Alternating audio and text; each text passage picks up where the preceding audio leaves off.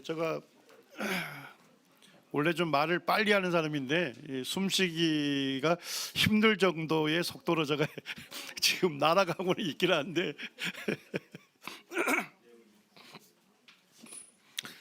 자, 빨리 진행하겠습니다. 지금 이제 우리가 열왕기상 6장 1절에서 그 출애굽 연대를 계산했는데요. 그때 이제 기준이 솔로몬이 왕으로 즉위한 거를 BC 970년으로 잡았잖아요, 그죠? 어떻게 솔로몬이 왕으로 즉위한 것을 BC 970년으로 그 연대를 특정할 수 있느냐 하는 이런 이제 의문이 생기겠죠. 지금 이제 아시리아 제국이 있는데 이 아시리아 제국은 아주 잔인한 제국이었죠. 역사적으로 보게 되면 그 나라를 침략했을 때 큰 도시를 먼저 정복하는 게 아니라 작은 도시를 먼저 정복해요. 그리고 완전히 파괴를 시킵니다. 잔인하게. 그리고 이제 큰 도시에 가서 너희들 저 도시처럼 될래? 아니면 항복할래? 이러한 나라가 아시리아 제국에는 아주 잔인했어요. 그런데 잘한 것이 하나 있습니다. 뭘까요? 아시리아는 기록을 남기는데 엄청난 열정을 했습니다. 대형 박물관에 가게 되면 아시리아 제국의 왕들이 있는데 거기에 보면 아주 글자가 깨알같이 써서 그 연대를 알 수 있도록 다 기록을 해놨습니다. 그래서 아시리아 연대기는 이 월식과 일식을 다 기록했어요. 그래서 천체 현상에 대한 기록들을 갖고 있기 때문에 이것을 근거로 정확한 연도 계산이 가능합니다. 자, 그렇다면 아시리아 연대기가 천문학적으로 증명된 연대기잖아요. 정확한 연대기니까 아시리아와 이스라엘 간에 공동 사건이 있었을 때가 있었겠죠? 전쟁. 자, 그러면 아시리아 연대기로 이스라엘 연대기를 정확하게 집을 수가 있겠죠. 첫 번째는 아시리아와 이스라엘 간의 공동 사건이 첫 번째가 아시리아의 사네립 왕이 유다를 침략한 사건이 있었죠. 그때 라기스를 정복했고 그 다음에 예루살렘을 에워쌌던 사건이 있었어요. 자, 그때가 열왕기하 18장 13절에는 히스기야 왕 몇 년이라고 돼 있죠? 14년이라고 합니다. 그래서 아시리아의 사네립 연대로 계산하면 BC 701년이 되는 거예요. 자, 그러면 히스기야 왕은 언제 왕으로 즉위했을까요? 14년 더해주면 되잖아요. BC 715년에 왕으로 즉위했겠죠. 이런 식으로 이스라엘 연대를 계산할 수 있다는 겁니다. 자, 그 다음에 두 번째 공동사건이 언제냐면 아시리아 제국의 살만에셀 3세가 북이스라엘의 예후로부터 조공을 받았다는 것이 이 고고학적 유물에 기록이 되어 있습니다. 우리말로 하면 흑색 방첩탑이라고 되어 있는데 아마 블랙 오벨리스크라고 들었을 거예요. 대형 박물관에 있는데 거기에 가시게 되면 요게 예후가 얼굴이 새겨져 있어요. 인물이. 그리고 그 위에다가 예후 이름까지 써져 있습니다. 그래서 얼굴이 새겨져 있는 성경 인물 최초의 인물이 예후가 됩니다. 그런데 그때가 살만에셀 3세가 즉위한 지 18년이 됐을 때고 예후는 이제 막 즉위하자 말자 조공을 바치게 된 거예요. 자, 그래서 아시리아 연대기로 보니까 그때가 몇 년입니까? BC 841년입니다. 자, 그러면 북이스라엘의 예후의 즉위 연도를 알 수 있겠죠? BC 841년입니다. 그러니까 이 두 가지 이 히브리 왕들의 연대기를 사용해서 지금 쭉 아시리아 연대기의 기초에서 히브리 왕들의 연대기를 계산을 한 겁니다.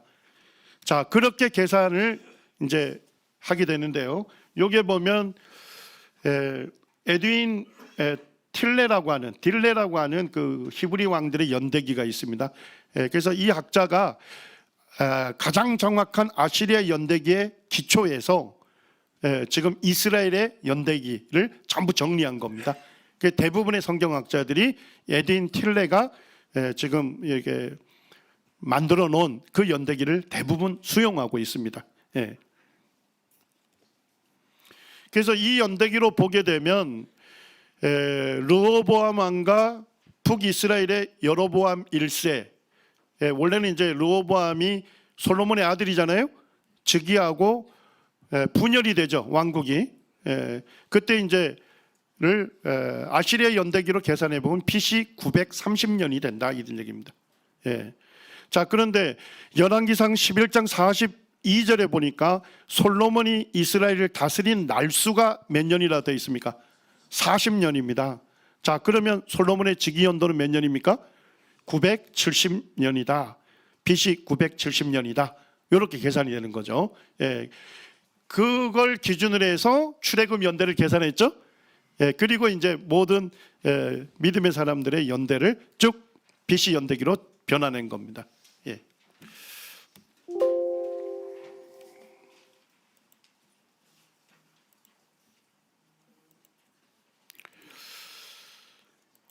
이제부터는 족장 시대와 이집트 왕국에 대해서 좀 살펴보겠습니다.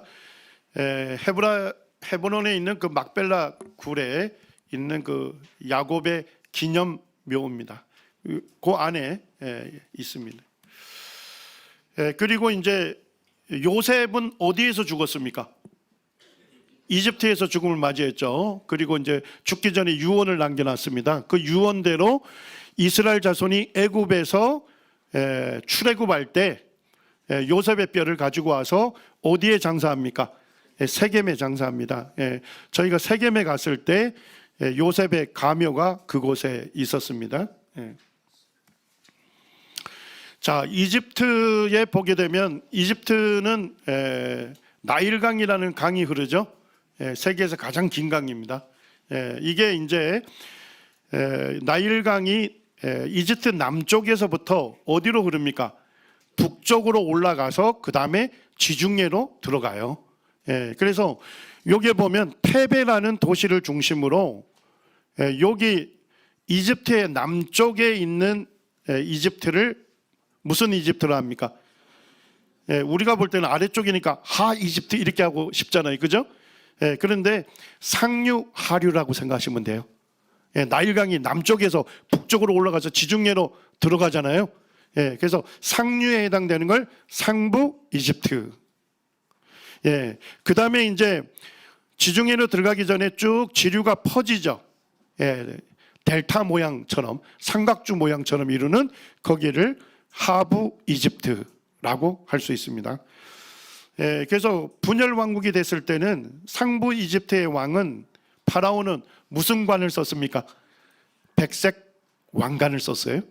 자, 그런데 하부 이집트의 파라오는요, 붉은색 왕관을 썼습니다. 자, 그 다음에 통일이 왕국이 이루어졌을 때가 있겠죠. 그랬을 때는 어떤 왕관을 씁니까? 백색과 적색 합쳐진 왕관을 썼습니다. 그러니까 우리 형제자매님들이 이집트와 관련된 유물들 볼 때에 그 파라오의 모자를 보게 되면 어느 이집트의 파라오인지, 통일 왕국의 파라오인지를 알 수가 있는 거죠. 제가 슬라이드 하나를 더 집어넣었는데요. 역사 이래 이집트는 아주 강력한 왕국이었어요. 자, 그럴 수 있었던 건 뭘까요? 이 나일강 때문에 그런 거죠. 나일강이 백나일이라는 게 빅토리아 호수에서부터 흘러 올라갑니다. 그 다음에 에티오피아의 고원에 있는 타나오에서 청나일이 발원해서 갑니다. 그렇게 해서 북쪽으로 올라가서 이제 지중해로 들어가는 거거든요. 6,650km가 되는데 이 나일강이 뭐예요? 주기적으로 범람을 한 거예요. 그러니까 상류에서부터 많은 비옥한 토사들을 끌고 왔겠죠. 그리고 이제 나일강 주변에다가 쌓아놓은 거예요. 이제 뭐만 하면 됩니까? 씨만 뿌리면 이런 밀보리들이 아주 잘 수확이 된 겁니다. 그래서 농업이 발달했기 때문에 도시가 이제 발달하고 왕국이 건설이 된 거죠. 그 다음에 두 번째는 이제 강물이 범람하게 되면 그 땅들이 어떻게 되겠어요? 범람하면 싹 쓸고 가잖아요. 그러면 누구 집 땅인지 정확하게 경계가 없어지겠죠. 그래서 이제 이 강물의 범람을 예측하고 관리하기 위해서 수리학이라든지 기하학 이런 것들이 발달이 됩니다. 여기 벽화에도 보면 줄자를 갖고서 지금 토지를 측량하고 있는 것이 보이는 거죠. 그러면서 이집트가 과학이 발달하면서 문명이 발달한 왕국이 된 겁니다.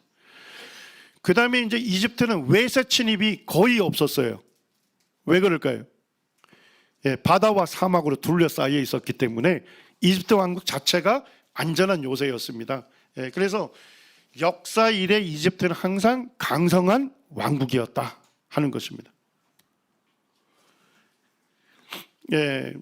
제가 이미 말씀을 드렸죠.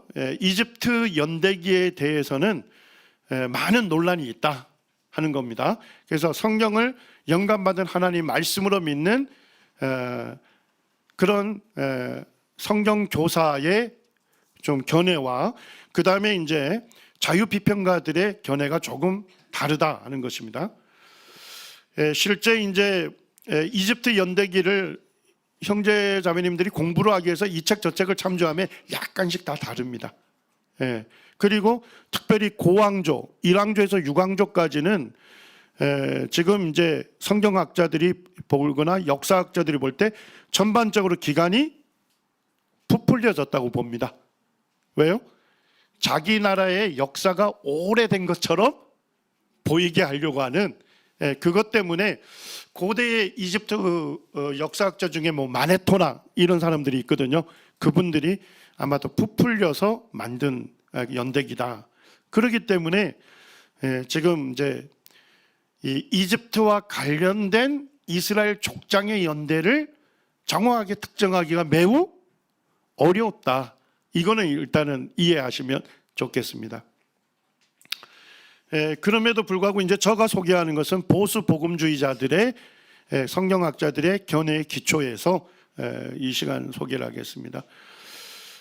거기에 보면 고왕조가 1왕조에서 6왕조가 되고 이제 왕조가 뭐 강력하다가 점점 힘이 쇠락이 될 때가 있겠죠. 그러면서 이제 왕조가 바뀌는데 짧은 시간 내에 많이 바뀌고 왕들이 바뀌는 혼란기가 있겠죠. 요거를 제1혼란기 또는 제1중간기 이렇게 얘기합니다. 그 중에서 10왕조 때 아브라함과 관련이 있을 것으로 봅니다. 창세기에 보면 아브라함이 기근 때문에 어디로 들어갑니까? 이집트로 들어가잖아요. 그래서 이때가 제10왕조 때 있었을 것이다 이렇게 봅니다. 그 다음에 이제 이 혼란기를 수습하면서 강력한 통일 왕국이 세워지겠죠. 그래서 11왕조, 12왕조를 중왕조라고 합니다. 이때가 요셉이 노예로 팔려간 시기, 그 다음에 야곱의 가족이 애굽으로 이집트로 들어간 시기로 봅니다. 12왕조가 약해지면서 이제 혼란기를 맞이하는데 요 제2 혼란기를 힉소스 왕조라고 합니다. 자, 힉소스 의미가 뭘까요? 이방인 통치자 이런 의미예요. 이방인 통치자. 그러니까 이집트 사람이 아니다 이 얘기입니다. 그래서 아시아 셈족이 시리아 팔레스타인으로부터 이집트로 들어와서 우리 하부 이집트니까 삼각주죠. 거기에 정복을 해서 하부 이집트에 힉소스 왕조를 세웁니다. 자, 그러면 이집트 사람들은 어디로 밀려갔을까요? 남쪽으로 밀려갔겠죠. 테베 쪽으로 가서 테베 왕국을 세우게 됩니다. 그때가 제2 혼란기다. 힉소스 왕조 때입니다. 그리고 이제 힉소스 사람들을 추방하고 이제 강력한 왕조가 세워지는데 18왕조, 19왕조를 신왕조다 이렇게 얘기합니다. 자, 보니까 BC 1446년은 어디에 들어갑니까? 여기에 들어가죠. 그래서 18왕조 때 모세와 이스라엘 백성이 출애굽한 시기로 보이는 겁니다. 그 다음에 제3혼란기가 계속 이어지다가 BC 332년에 누가 이집트를 정복합니까? 그리스의 알렉산더 대왕이 이집트를 정복하면서 신왕조가 멸망하게 됩니다. 자, 이집트 연대기는 뭐예요? 전반적으로 부풀려져 있다 하는 것을 지금 역사학자들이 대부분 동의하거든요. 자, 그럼에도 불구하고 좀 더 정확하게 이 연대기를 만들려면 누굴 기준으로 해야 할까요? 아시리아 연대기가 천문학적으로 증명된 정확한 연대기이기 때문에 아시리아하고 이집트 간에 사건이 있겠죠. 자, 그 다음에 아시리아 연대기의 기초에서 이스라엘 연대기를 특정을 했잖아요. 그러니까 이스라엘하고 이집트 간에도 또 공동 사건이 있겠죠. 그렇게 해서 이집트 연대기를 좀 더 정확하게 계산할 수 있다는 겁니다. 이제 아시리아하고 이집트 간의 공동 사건이 언제 있었냐면요. 아시리아 제국의 아수르 바니팔 왕이 이집트의 타하르카 치세의 테베를 침공해서 약탈했다 하는 것이 역사에 기록이 되어 있습니다. 요게 타하르카라고 이제 발음을 하는데 성경에 누굴 얘기할까요? 디르하가를 얘기합니다. 디르하가 성경에 기록된 파라오입니다. 이제 보면 이집트 역사가인 베로수스나 메네토도 기록하고 있고 아시리아와 바벨론 연대기도 기록하고 있고 이집트 유적에서 나온 왕들의 제이 횟수 등과도 완전히 일치합니다. 그래서 이때가 아시리아 연대기로 보면 BC 664년입니다. 자, 그러면 디르하가는 그 당시 제26년이었다고 얘기하죠. 자, 그럼 디르하가는 언제 파라오가 됐을까요? 26년 더하면 되잖아요. BC 690년에 이집트의 파라오로 즉위했겠죠. 근데 성경을 읽어보면 조금 의문이 돼요. 왜냐니까 열왕기하 19장 9절을 보면 아수르 왕 이렇게 되어 있는데 아수르의 사네립 왕입니다. 열왕기하에 이름이 나와요. 사네립 왕이 이스라엘을 침공했잖아요. 유다 왕국. 그때 라기스를 점령했다면서요. 그런데 지금 디르하가가 유다 왕국을 지원해 주려고 도와주려고 지금 출전을 한 거예요. 자, 출전을 했는데 거기 보니까 디르하가를 무슨 왕이라고 얘기하죠? 구스, 에티오피아 왕이라고 기록하고 있어요. 역사에서는 어느 왕이라고 얘기하는데요? 이집트의 파라오라고 하는데. 그리고 연대를 보게 되면 이때가 아시리아 연대기로 보면 BC 701년입니다.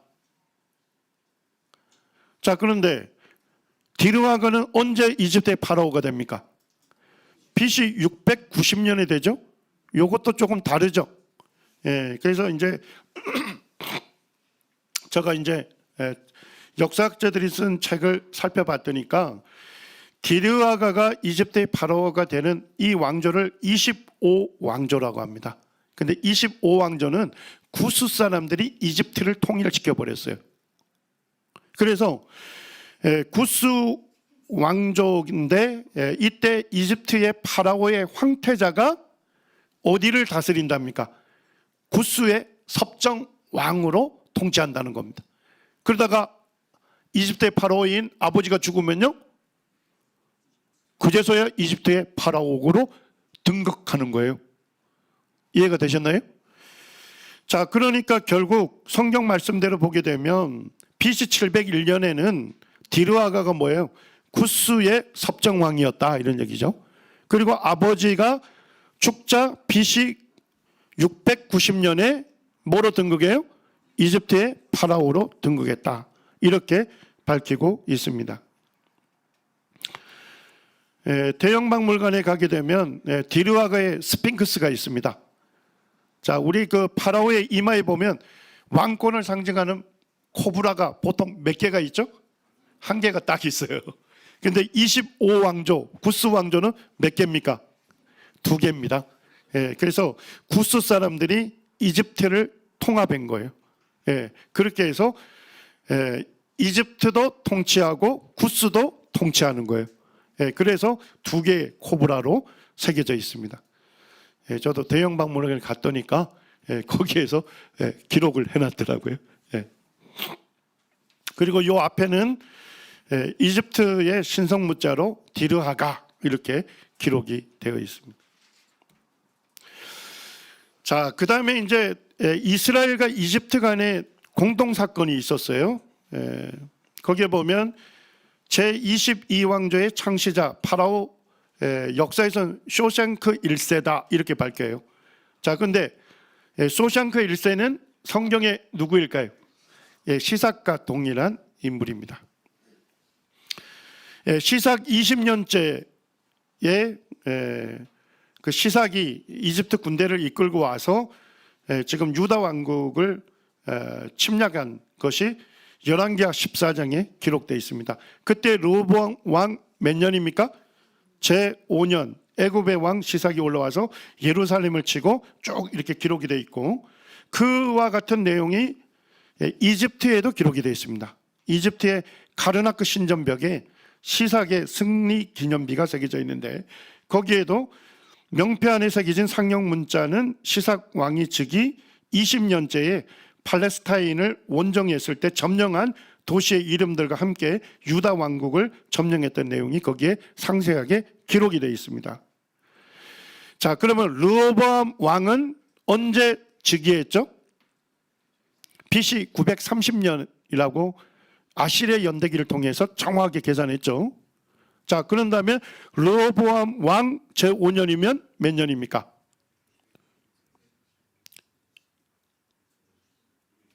730년에 했으니까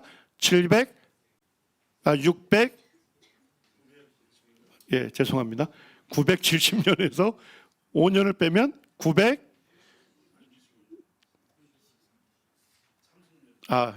930년이죠. 925년이 되네. 여기에 써져 있네요. 자, 그러면 시삭이 20년째였으니까 시삭의 즉위 연도가 나옵니까?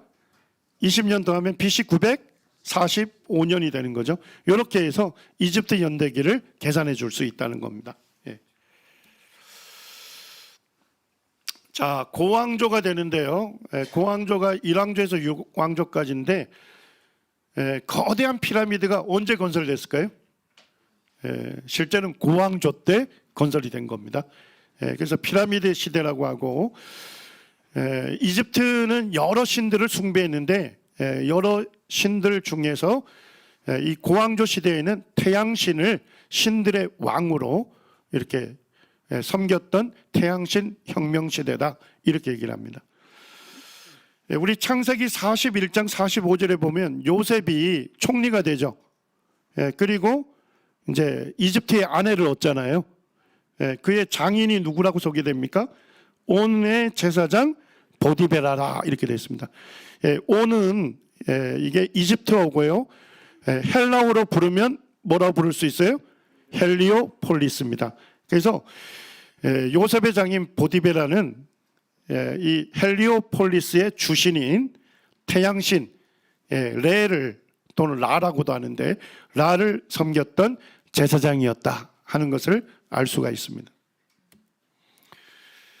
사왕조 쿠프 왕이 건설한 피라미드입니다. 이게 고대 7대 불가사의 중에 하나입니다. 그리고 이제 중왕조 때 11왕조 12왕조 때는 이제 제1혼란기를 테베의 왕이었던 멘투호텝이 재통일을 해버려요. 그러면서 이 테베의 신이었던 아몬하고 헬리오폴리스의 신인 레하고 동등한 위치에 둡니다. 그러면서 무슨 신이라 불러요? 아몬 레 신이라고 부르게 되었습니다. 자, 요 지도는 좀 중요합니다. 11왕조의 수도가 테베죠? 상부 이집트가 되겠습니다. 그러다가 12왕조 때 하부 쪽으로 가죠. 멤피스의 수도를 청구하면서 요 시대가 야곱과 요셉의 시대가 됩니다. 그리고 이제 제2혼란기 때 힉소스 왕조가 세워지는데, 힉소스는 어디에서 왔다고요? 아시아에서 온 셈족이라면서요. 시리아 팔레스타인에서 이쪽으로 들어와서 이 하부 이집트를 점령을 한 거죠. 여기에서 힉소스 왕조를 세우게 됩니다. 그리고 이제 이집트 사람들은 남쪽으로 내려가서 테베 왕국을 세우게 됩니다. 제2 혼란기 때 히브리인들을 노예로 삼은 왕조로 볼 수가 있습니다. 여기에 보면 이제 이집트에서 발견된 저주 문서라고 하는데요. 여기에 보니까 포로를 이렇게 팔을 이렇게 손을 꽉질해서 뒤로 해서 묶은 형태의 그런 진흙 인형을 만들어서 여기에다가 이제 파라오의 그 대적이 되는 도시 국가들 이름을 쭉 써놓은 겁니다. 그리고 이제 거기에다가 저주의 글을 써놓은 거예요. 그래서 이집트의 파라오가 주술의 힘을 이용해서 반역자들을 제압하기를 원했던 그런 것들의 이제 발굴이 되는데 거기에 도시 국가 중에 뭐가 등장합니까? 예루살렘.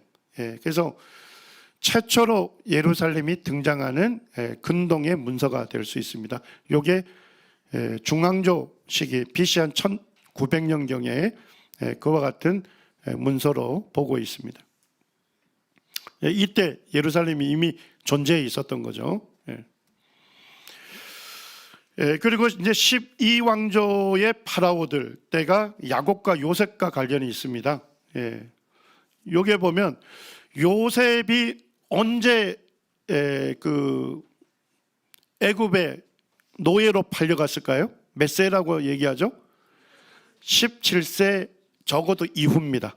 17세에 형들과 함께 양을 쳤다 이렇게 되어 있거든요. 그래서 그렇게 따지면 BC 1898년경입니다.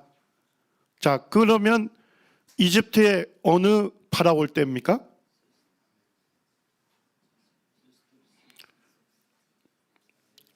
(1898년이니까) 여기가 됐죠.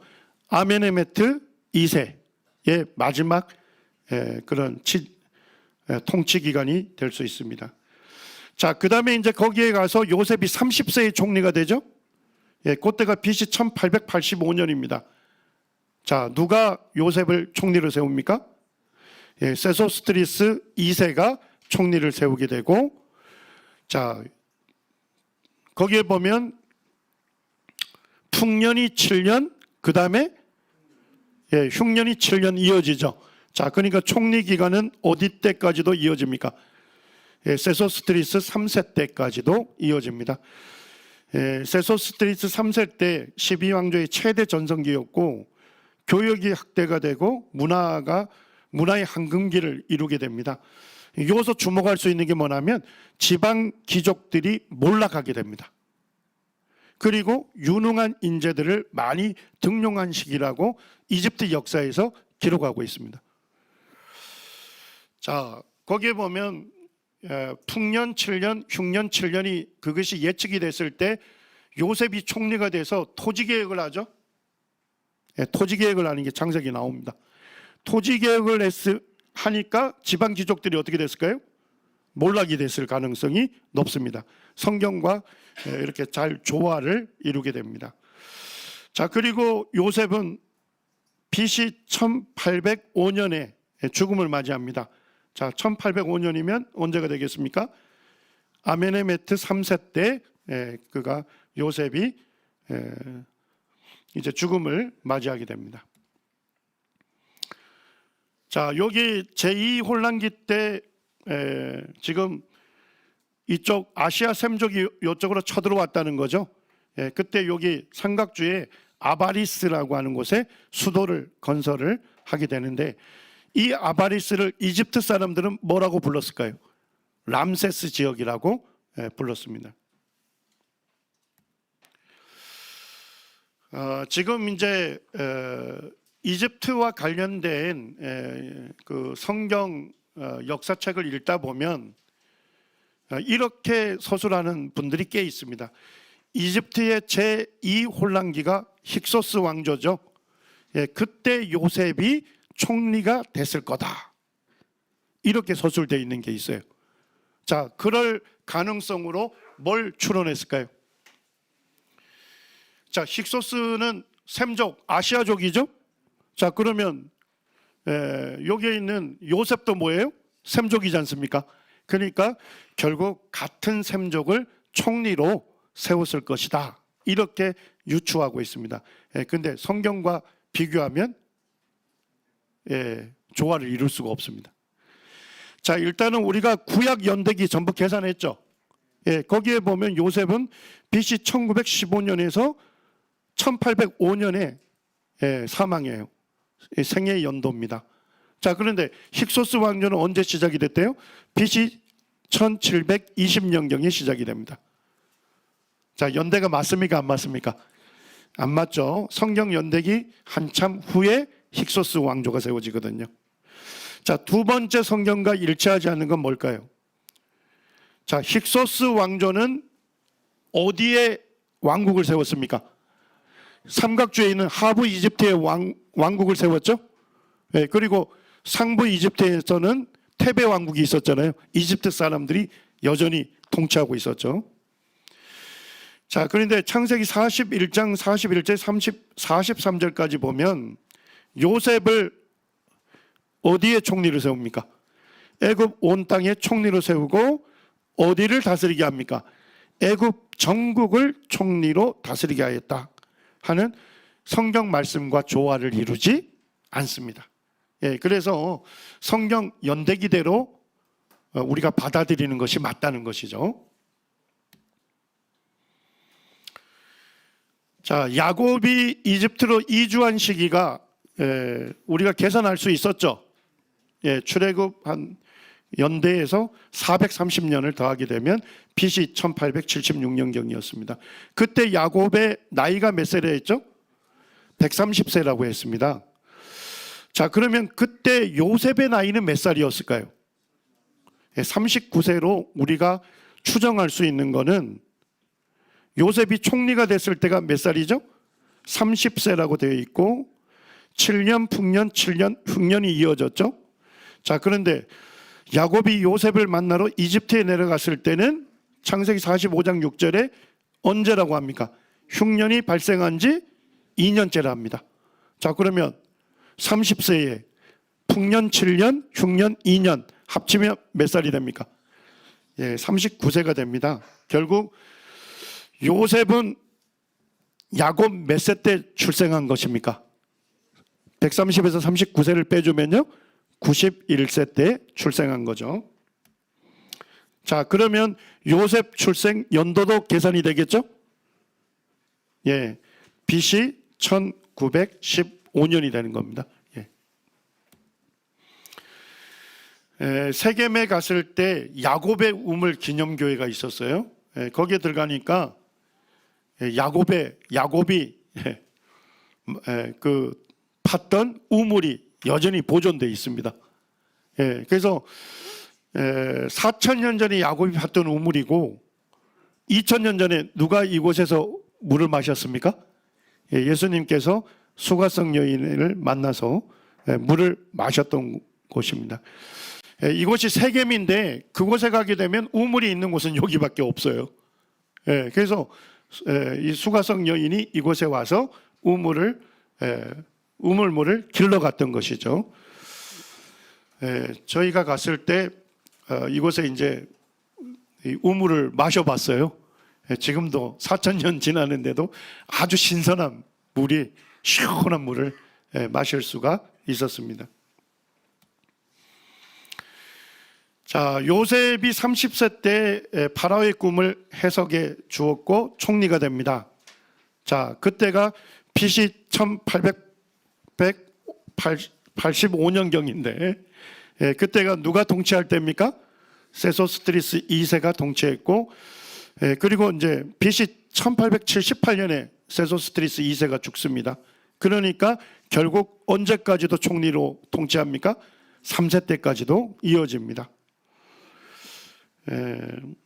그리고 요셉이 형들에 의해서 이집트에 팔려간 시기가 창세기 37장 2절에 17세 이후다 이렇게 보기 때문에 결국 아메네메트 2세의 마지막 통치기까지 그때 통치기에 노예로 팔려간 것으로 보입니다. 그리고 요셉이 110세에 사망을 합니다. BC 1805년이죠. 결국 누가 통치할 때입니까? 아메네메트 3세 통치 기간에 죽음을 맞이했다. 이렇게 연대 계산을 쭉 할 수 있다는 겁니다. 뭐 어떤 분이 창세기 37장에 야곱이 요셉을 이뻐해서 무슨 옷을 입혔습니까? 근데 그 고대에 채색 옷이 있었겠냐? 이런 이제 의문을 제기하는 분들이 있는데, BC 1900년경에 있었던 쿠눔 호텝이라고 하는 고위 관리의 무덤이 발굴이 됐어요. 그리고 이제 거기에 벽화가 있는데 거기에 사람들의 그림이 있고 거기에 이제 자세하게 써져 있습니다. 거기에 보면 셈종 족장 이름까지 밝히는데 입사의 인도하에 37명이 입국하는 장면이다. 그래서 출입국에 지금 서류를 이렇게 제출하는 것이 거기에 다 벽화에 그려져 있습니다. 자, 거기에서 보니까 셈족 사람, 아시아 사람들이 무슨 옷을 입고 들어갑니까? 채색 옷을 입었습니다. 그때 그런 문화적으로 굉장히 조화를 잘 이룬다 하는 걸 알 수가 있는 거죠. 그 다음에 이제 놀랍게도 세소스트리스 2세의 큰 업적 중에 하나가 여기에 보면 파읰이라고 하는 왕실들이 거주하는 지역이거든요. 자, 거기에 무슨 공사를 했습니까? 나일강에서 수로를 닦아서 파읰까지 나일 강물을 거기다 끌어들여요. 이 공사를 세소스트리스 2세가 했습니다. 자, 근데 이 수로를 뭐라고 부릅니까? 바흐르 유셉. 바흐르는 강입니다. 우리말로 하면 뭐예요? 요셉 강이다 이렇게 부르는 겁니다. 자, 왜 요셉 강이라고 불렀을까요? 세소스트리스 2세 때 누가 총리가 됐습니까? 요셉이 총리가 됐죠. 그리고 풍년 7년, 흉년 7년을 이미 하나님으로부터 예언을 받았지 않습니까? 그렇기 때문에 나일강을 왕실들이 거주하는 파읰까지 요셉이 건설한 것으로 볼 수 있습니다.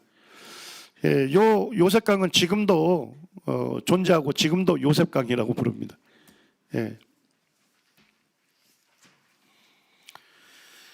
출애굽기 1장 8절에 가면 이제 요셉을 알지 못하는 새 왕이 일어나죠.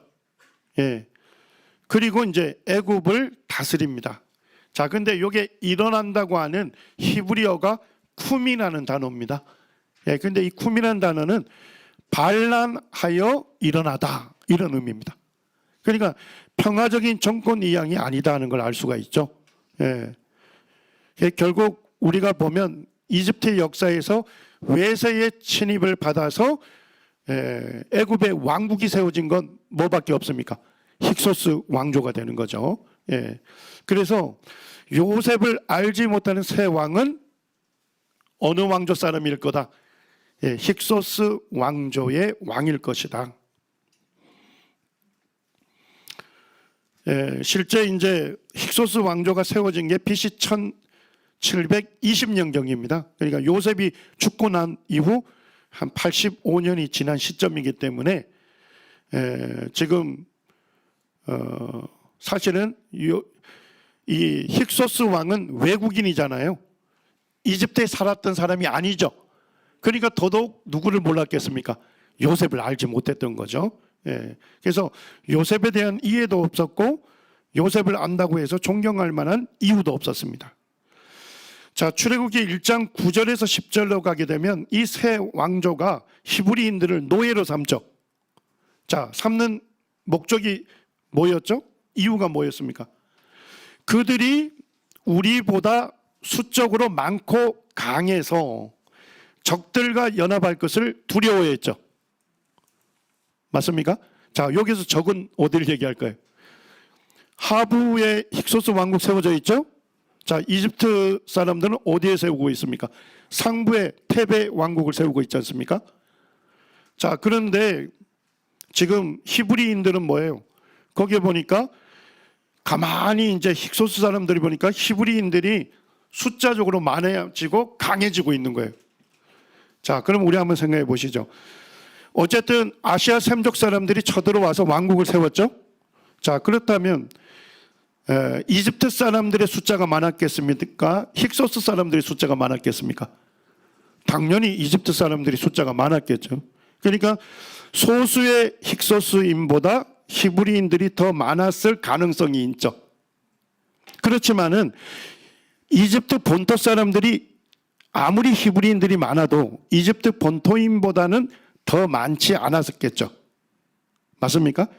그런 추론으로 보게 되면 요셉을 알지 못하는 세 왕은 힉소스 왕조가 확실하고 그들이 요셉을 존경한 이유도 없었잖아요. 그래서 요셉의 후예인 히브리 사람들을 노예로 삼았다 하는 것은 가능성 있는 이야기입니다. 자, 이제 출애굽과 가나안 정복 시대로 살펴보겠습니다. 출애굽은 일단은 모세하고 관련이 있지 않습니까? 모세의 출생이 BC 1526년에 출생해서 1406년에 이제 죽음을 맞이합니다. 자, 그러면 BC 1526년에 모세가 태어났다면 어느 파라오 때 태어났을까요? 아멘호텝 1세 아니면 투투모세 1세가 즉위했을 때 모세가 출생하겠죠? 투투모세 1세는 외동딸 하세수트 한 명을 남기고 죽습니다. 그리고 이제 그의 후궁소실인 투투모세 2세가 이제 왕으로 파라오가 되는데 하세수트가 볼 때는 뭐예요? 배다른 오빠가 되겠죠? 하세수트하고 결혼을 합니다. 하세수트가 왕비가 되는 것이죠. 그리고 둘 사이에 자식이 없이 죽습니다. 그 다음에 이제 후궁소실인 투투모세 3세를 파라오로 세우고 누가 섭정해요? 하세스프트가 자기가 여왕이 돼서 22년간 섭정을 하게 되고 이집트 연대로 보면 그때가 태평성대를 누리게 됩니다. 자, 그러면 우리가 이제 모세가 1406년에 죽음을 맞이했으니까 결국 어느 파라오 때까지 살았던 것입니까? 여기에 보니까 아멘호텝 1406년이니까요. 여기에 3세로 들어가네요. 아멘호텝 3세까지도 살았다 하는 것을 알 수 있습니다. 자, 그 다음에 이제 테베 왕국이 북쪽으로 올라와서 힉소스를 몰아내고 이제 통일 왕조를 세우게 되죠. 그게 이제 18왕조가 되는데 18왕조의 그 파라오들이 아마도 히브리인들을 증오했을 가능성이 있겠죠. 자, 왜 그럴까요? 힉소스 왕조는 무슨 족입니까? 셈족이었지 않습니까? 그리고 히브리 사람도 셈족이죠. 그렇기 때문에 힉소스 왕조를 몰아내고 세워진 18왕조의 파라오들도 같은 셈족 계열이었던 히브리인들을 증오했을 가능성이 높습니다. 자, 그리고 이제 히브리 산파에게 남자아이를 죽이라는 명령을 내리죠. 자, 그렇다면 그와 같은 명령을 내린 파라오를 누구로 볼 수 있습니까? 18왕조의 첫 두 왕인 아흐모세나 또는 아멘호텝 1세 때 그와 같은 명령을 내렸을 겁니다. 자, 그 다음에 그 후에 출애굽기 7장 7절에 보니까 더 강력한 명령을 내리죠. 이집트 모든 사람에게 남자아이를 죽이라고 명령합니다. 자, 모세 언제 출생하죠? BC 1526년에 출생하니까 그때 즉위하는 왕이 누굽니까? 투투모세 1세. 이때에 아마도 이와 같은 명령을 내렸을 것으로 볼 수 있습니다.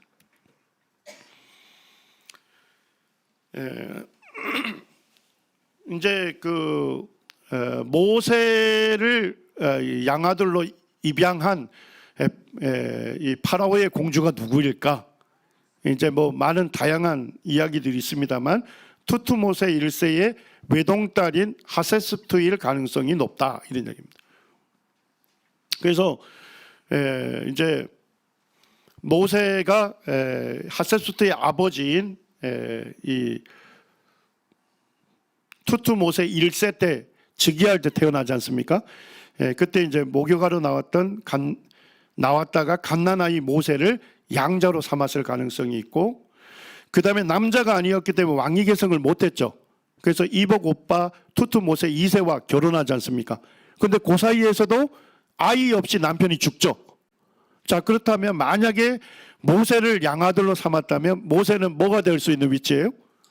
파라오가 될 수 있는 그와 같은 위치에 있었던 인물이었다 하는 것을 알 수가 있습니다. 조선일보 2007년에 봤더니까 하세스프트 여왕의 미라가 발견이 됐다 이렇게 하면서 하세스프트는 투투모세 3세를 대신해서 섭정을 했고, 나중에는 뭐예요? 여성인데도 파라오로 즉위합니다. 그리고 항상 남장 헤어스타일 의복을 입었고 또 가짜 수염을 붙인 모습으로 BC 1482년까지 이집트의 여왕으로 통치했다 이렇게 밝히고 있습니다. 여기가 하세스프트 여왕의 장제전입니다. 장제전은 이집트의 파라오들을 제사를 지내는 곳이에요. 그래서 이 장제전이 굉장히 어마어마하게 큰 규모여서 이집트를 여행하는 사람들은 대부분 이 하세스프트의 장제전을 간답니다. 그런데 하세스프트 장제전 바로 옆에 투투모세 3세의 장제전이 있는데 굉장히 초라하답니다. 그래서 그만큼 하세스프트 여왕이 굉장히 강성한 여왕이었다 하는 걸 알려주고 있습니다. 우리 히브리서 11장 24절에서 26절 우리 같이 한번 읽을까요? 시작.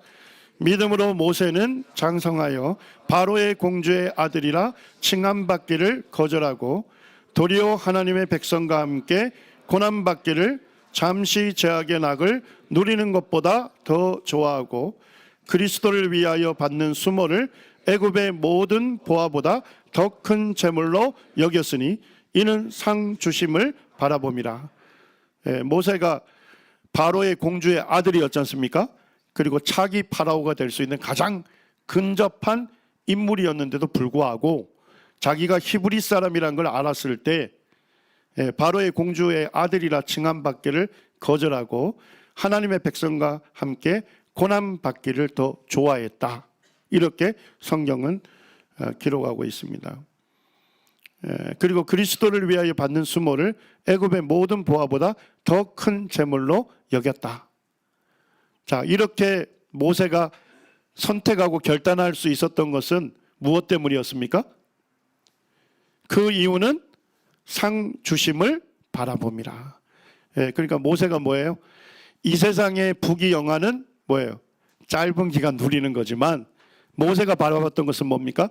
영원한 미래에 영원한 상급을 주실 하나님을 그가 믿었기 때문에 결국 이와 같은 결단을 할 수 있었다 하는 것을 알 수가 있습니다. 이 하세스프트 여왕이 새겨져 있는 연회장인데요, 하세스프트가 실제로 파라오의 복장을 하고 가짜 수염을 한 상태로 거기에 새겨져 있습니다.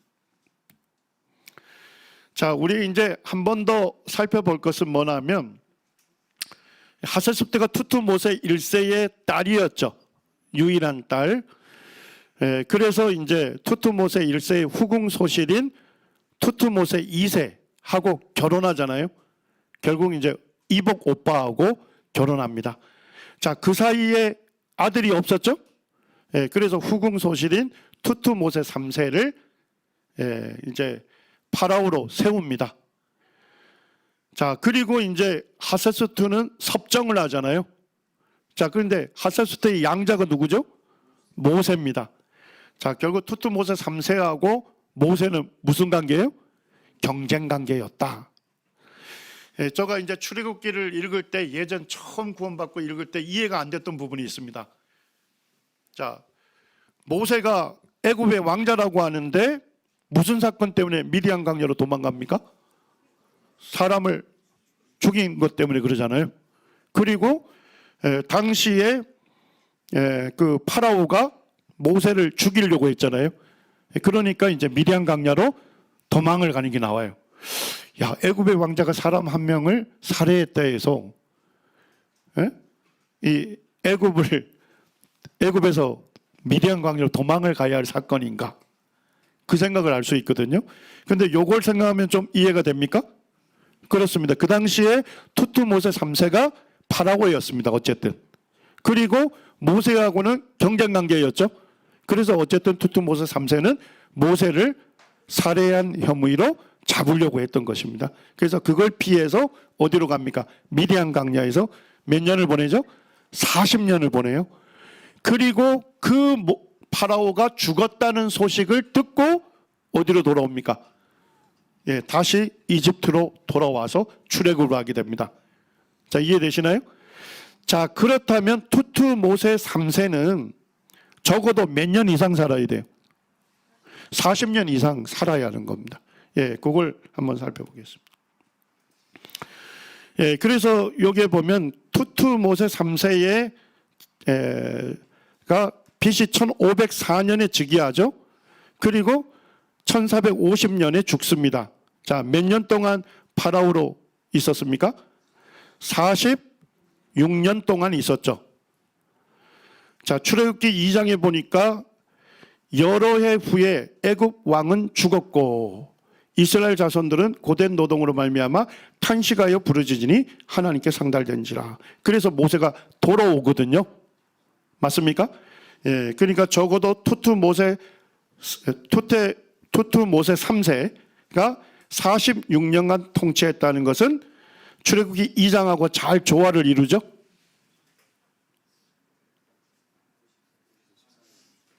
죄송합니다. 예, 54년이네요. 예, 죄송합니다. 54년을 통치했습니다. 예, 54년을 통치했다는 것은 성경과 잘 조화를 이루는 것이죠. 예. 레크밀의 벽화에 이제 거기 벽화를 보게 되면 이집트 사람들이 뭘 만듭니까? 벽돌을 만드는 그 고된 과정이 거기에 새겨져 있습니다. 출애굽기 1장에도 이스라엘 자손들이 노예로서 어려운 노동으로 그들의 생활을 괴롭게 하니 흙 이기기와 벽돌 굽기, 그 다음에 뭐까지 했습니까? 농사의 여러 가지 일이라.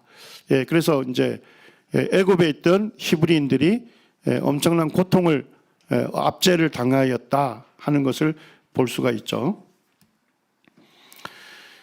그리고 이제 18왕조 말기에 아마르나 시대라고 하는데 사실 이집트 사람들은 뭡니까? 유일신을 섬겼습니까? 다신을 섬겼습니까? 다신 숭배를 했어요. 근데 아마르 시대에 오면서 아텐 신을 유일한 신으로 섬기도록 하는 유일신 종교혁명이 일어납니다. 그때 이제 파라오들이 있는데요. 이 파라오들은 연대를 보게 되면 이 가나안 정복 시대하고 사사 시대하고 같이 연결이 됩니다. 그와 같은 이제 증거의 유물들이 대형 박물관에서 이제 많이 볼 수 있었는데요. 나중에 좀 소개를 하겠습니다. 그리고 이제 19왕조가 세워지는데 그때 19왕조 중에 유명한 파라오가 람세스 2세입니다. 람세스 2세는 북쪽에 있었던 히타이트 제국과도 10년 넘는 전쟁을 했습니다. 그리고 이제 우리 이제 출애굽기에 보게 되면 히브리 사람들을 노예로 삼고 국고성 뭐를 짓게 하죠? 비동과 람셋을 건설하게 하죠. 람셋, 람셋이라는 국고성을 건설하게 해요. 자, 그러니까 오늘날 교사들이 뭐예요? 학자들이 람세스면 가장 유명한 왕인 누구? 람세스 2세 때 그러면 히브리 사람들이 국고성 람셋을 건설하지 않았나? 그러면 그 후에 출애굽이 있었겠죠? 예, 그래서 람세스 2세 때 BC 1250년경에 출애굽을 했을 것이다. 후대 연대를 이렇게 잡고 있는 것입니다. 자, 그 다음에 이제 그의 아들 메느랍타 때 이제 시리아 팔레스타인 정벌을 하고 이제 메느랍타가 석비에 새겨가지고 자기의 이 전쟁 승전 기념에 대해서 거기에 쭉 기록을 해요. 자, 근데 거기에 보니까 뭐가 등장합니까? 이스라엘이 최초로 국가로 등장하고 메느랍타에 의해서 황폐해서 씨앗 하나 남아있지 않다 하는 기록이 나오는데요. 이스라엘이 등장하는 최초의 근동 문헌이 되겠습니다. 여기에 보면 이 아래쪽에 고대 이집트어로 이스라엘이라는 그런 나라가 거기에 명기가 되어 있습니다. 자, 이제 아주 중요한 주제를 좀 하나 다뤄야 되겠습니다. 출애굽 연대가 언제일 거냐 하는 겁니다. 크게 두 부류로 나눠집니다. 주전 15세기다고 봅니다. 요거를 초기 연대설이라고 합니다. 자, 이거는 어떻게 주전 15세기로 계산을 했을까요? 근거가 뭘까요? 성경이 근거가 된 거죠. 열왕기상 6장 1절을 근거로 출애굽 연대를 BC 1446년경으로 계산한 겁니다. 어떻게 보면 어쨌든 성경에 기초한 성경적 견해다 하는 걸 알 수 있죠. 자, 그 다음에 두 번째 이 사사기 11장 26절이 이것을 지지해줘요. 사사기 11장 26절에 보면 가나안 정복을 거기에 입다가 나옵니다. 사사 입다. 사사 입다가 나오는데 그때가 가나안 정복이 시작된 후부터 입다까지의 기간을 몇 년으로 밝힙니까? 300년으로 밝힙니다. 자, 근데 사사 입다는 언제쯤 활동했다는 겁니까? BC 1100년쯤 활동했어요. 자, 그러면 300년을 땡겨 보면 몇 년이 돼요? BC 한 1400년쯤 되죠? 자, 그럼 성경적 연대로 BC 1446년에 출애굽하고 광야 몇 년을 보냅니까? 40년을 보냈다면 가나안 정복 시작은 몇 년쯤이 돼요? BC 1406년쯤이 되죠. 맞습니까? 자, 그러니까 사사기 11장 26절도 출애굽 연대를 언제로 지지해 주고 있는 거예요? BC 1446년쯤으로 지지해 주고 있는 것입니다. 그래서 이제 가끔 서술된 책에 보게 되면 BC 1446년으로 보는 것이 열왕기상 6장 1절 한 구절에 기초한다 이렇게 하는데 그것이 아니고 사사기 11장 26절로 보더라도 이 BC 1446년을 출애굽 연대로 볼 수 있는 겁니다. 자, 주전 13세기설은요 거기에 비해서 후기잖아요. 그래서 후기 연대설이다 이렇게 보고 이걸 주장하는 분들이 BC 1250년경으로 보고 있습니다. 자, 그 근거 구절이 뭡니까? 출애굽기 1장 11절에 히브리 노예들을 사용해서 국고성 비동과 람세스를 건설했다고 하는데 이 람세스라는 이름으로 볼 때 언제다? 람세스 2세가 통치하던 시기에 건설됐다.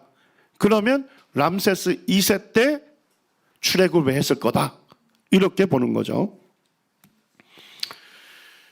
그리고 이제 이 후기 연대설이 지지를 받는 근거들을 있었어요.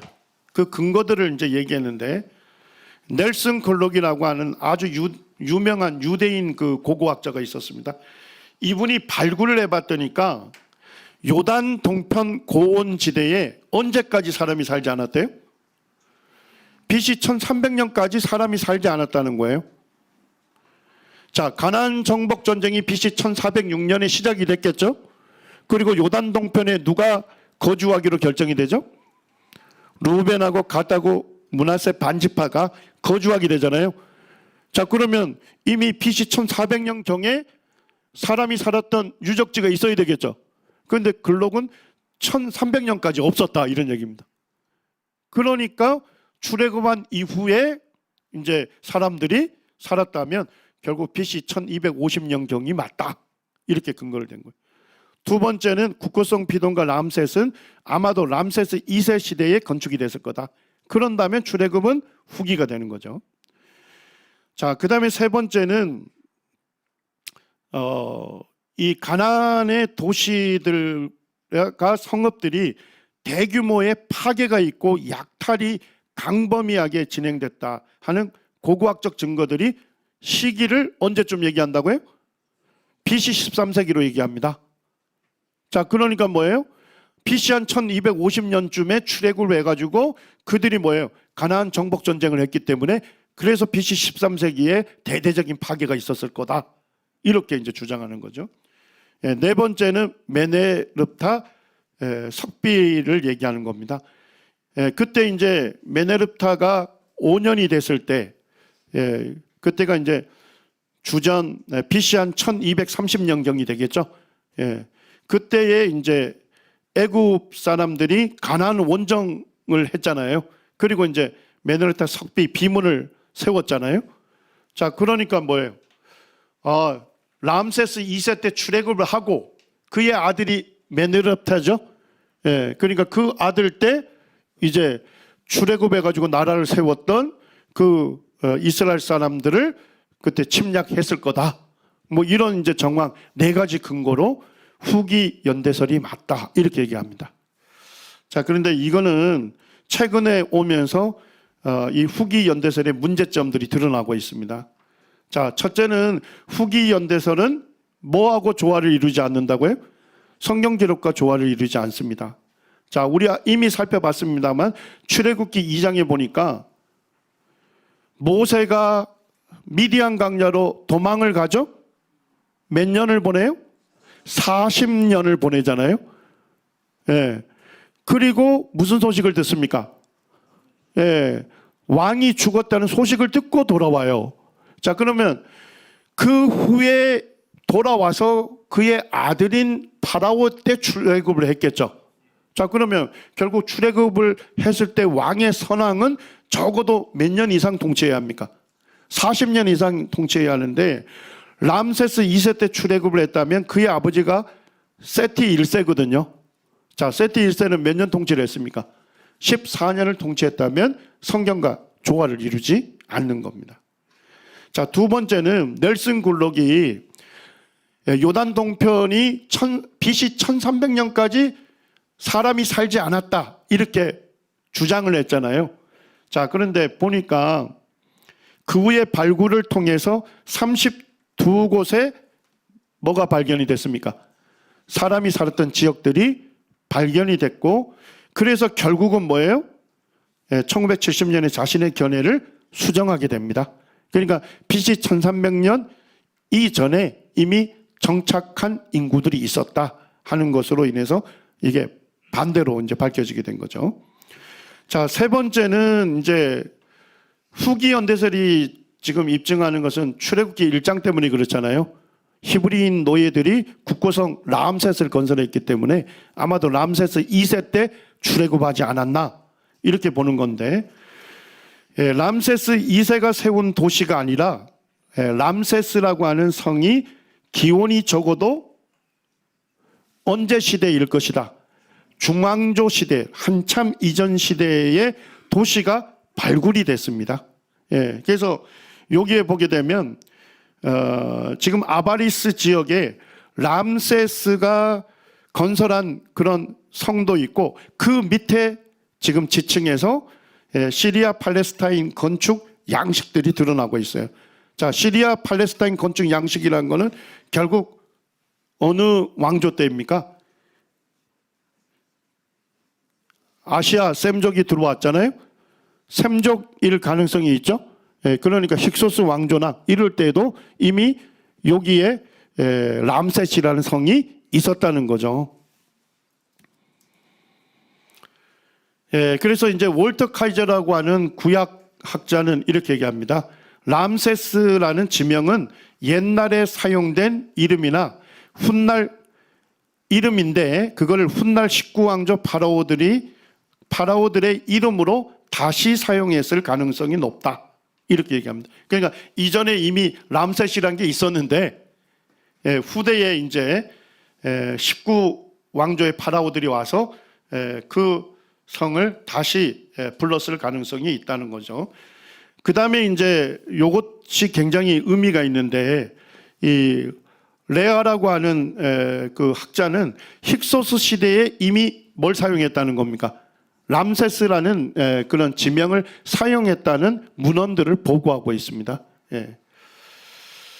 자, 그런데 사실은 람셋은 출애굽기 1장에서만 등장하는 게 아니고 그 이전에 언제 등장하죠? 창세기 47장 11절에 요셉은 야곱과 그 아들이 청착했던 나일강 삼각주 지역을 뭐라고 부르죠? 람셋이라고 하는 겁니다. 그러니까 그 이전에 이미 있었고 결국 출애굽기 1장에서도 동일하게 부르고 있다는 것입니다. 그 다음에 이제 여리고에서 발견된 유물을 보게 되면 여리고 폐허에서 발견된 유물이 어느 시대 거라고 밝혀졌다는 겁니까? BC 1400년경이라면 언제하고 일치가 되죠?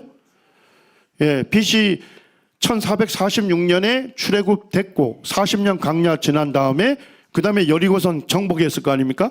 그때와 일치하는 거죠. 자, 그 다음에 메네르타 석비가 언제쯤 겁니까? 사건이 BC 1230년이죠. 자, 만약에 람세스 2세 때 BC 1250년에 출애굽했다면 광야 몇 년에 해야 돼요? 40년 보내야 하지 않습니까?